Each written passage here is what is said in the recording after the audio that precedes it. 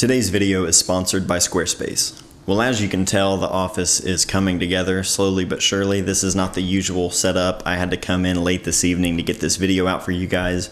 You can see behind me, my bookshelf is finally in, so my photo books are no longer stacked up on the floor there. I don't have everything kind of set up exactly how I want it yet. I have plenty of room there though on the shelves where I have more room to buy more books, so that's always a good thing. But it's been a crazy week. I haven't had a chance to make this video, so I came in late this evening. Basically, I wanted to talk to you guys about my wedding setup. A couple of nights ago, I shot my first full day wedding using the SL2 and also my M10-P. I posted a photo of the two cameras on Instagram that night at the reception, and a lot of people asked if I could just kind of go into this and talk a little bit about how well they worked or why I would choose one camera over the other during the wedding day. So that's what we're going to talk about today. Even if you're not a wedding photographer or interested in that kind of thing, I hope this video can be at least helpful for you if maybe you're trying to decide, what cameras you should use during a wedding day, or if you have a variety of different cameras, as I know a lot of film shooters do. Maybe this will help you figure out exactly what kind of camera would be best for certain situations, because they're all tools and I think every camera has its own advantages and also disadvantages. For starters, I have the Leica SL2, which is what I'm using to record this video, and the entire day that camera had the Lumix S Pro 24-70 f2.8. It's a really great lens. Obviously, it's really versatile with the 24-70 range, but more than anything, I love this lens and the 50 f1.4 from Lumix because they have this manual focus clutch. Basically, you just pull back on the manual focus ring and you can manually focus that way. Using the SL2's EVF and the focus peaking combined with that, it makes manual focus a breeze. Although most of the day, my wife was using this camera. My wife second shoots weddings with me unless she's working that day. She's also an RN.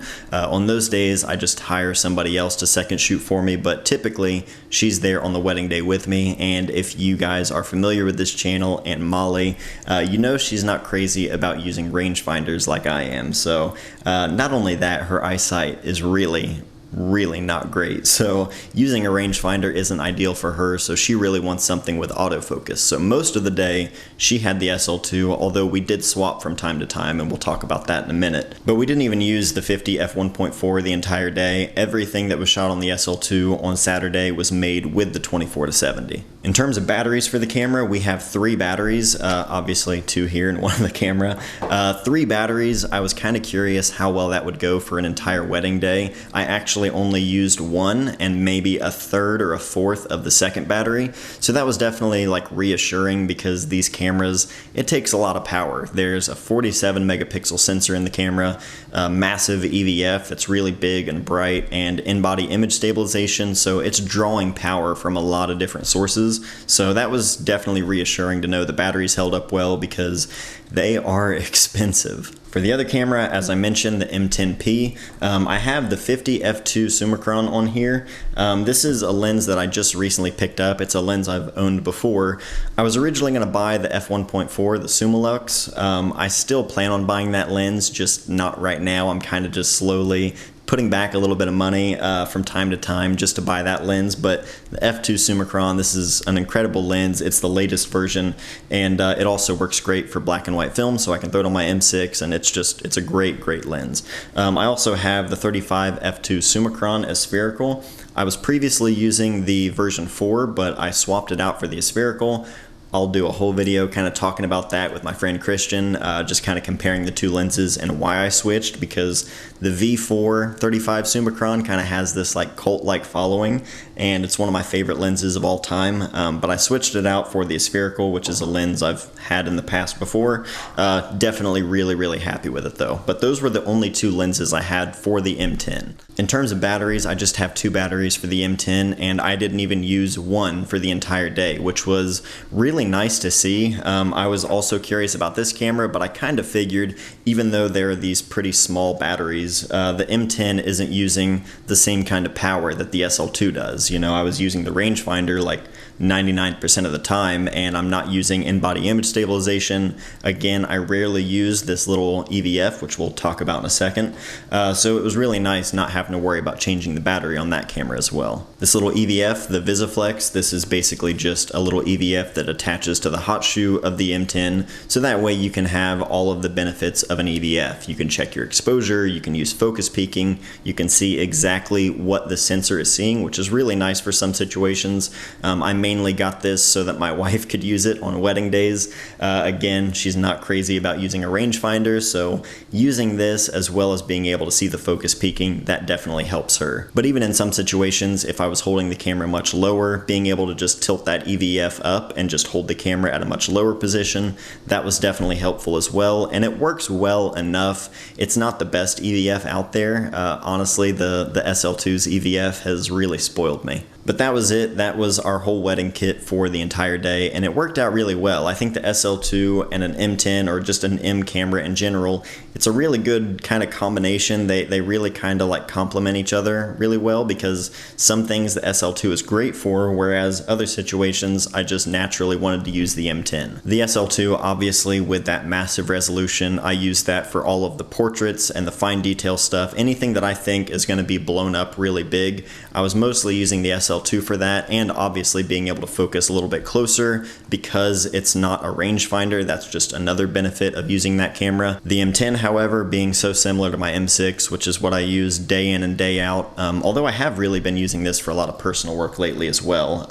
It's just using a rangefinder, using an M camera, it feels like second nature to me, so a lot of that quick kind of documentary style shooting throughout the day, the M10 was perfect for that. Not having any autofocus, I was kind of curious how this would translate during a wedding day. I think my kids, taking photos of them every day with my M6, I think that's trained me really well.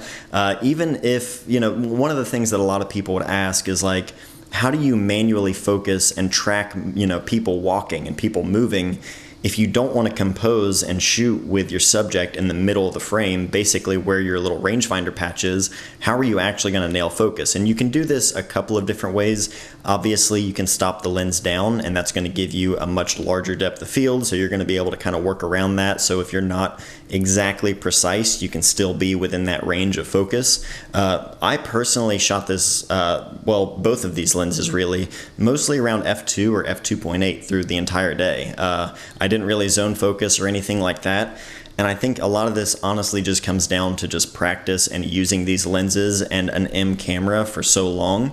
But I was able to kind of basically gauge as they were moving. I would kind of start, like, let's say people are walking down the aisle, I would essentially kind of start off, I would be tracking them in the middle of the frame, and I would be moving the focus ring as basically just to keep them, nice and sharp in the middle, but then I would recompose and just continue, turning the lens at the same speed that they were walking, and it actually worked out really well. I was kind of curious how well that would go, because it's something I do all the time with my kids and everything, but I can kind of anticipate them in certain situations. And obviously with a wedding, you have most things kind of like laid out, where people are going, what direction they're coming from, that kind of thing.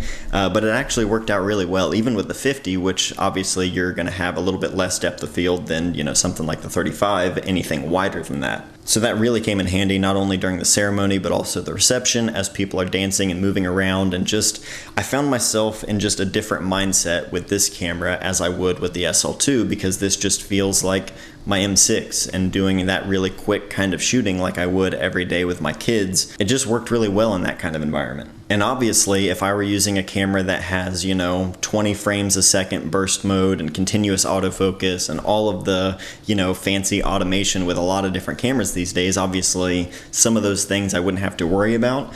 But I think there's something to be said for being able to use these cameras, and they just put me in a different kind of mindset, specifically the M10, because it's, really just like my M6 in so many ways. It just put me in a different kind of mood and mindset when I'm shooting that just really felt like close to home. film, and it just inspired me to shoot, you know. And when you're doing things for a job, I think that's important because it's so easy for that kind of stuff to just feel like work, and you just want to, you know, automate the whole thing, get through the day and move on to the next job. But using something that you really enjoy like that, it was just really, really refreshing. But of course, use whatever cameras you want. I don't really care what you use. One thing you should use though is Squarespace, who is the sponsor of this video today. And if you're a wedding photographer or just a photographer in general, you definitely need a website, and Squarespace is the best all-in-one place to building a great looking website. It's insanely easy to do. Anybody can make a website that's going to look great not only on your computer but also on your phone or tablet. No matter what kind of business you have or what kind of photography you do, with all of the different templates they have to choose from, it's so easy to have a website that fits your style. With the built-in commerce feature, it's super easy to sell products directly through your online store, and everything is organized really neatly so you never miss an order. If you want to try Squarespace out, you can do so entirely free at squarespace.com, but if you want to get signed up, I can save you 10% off your first purchase of a website or domain by going to squarespace.com/mattday.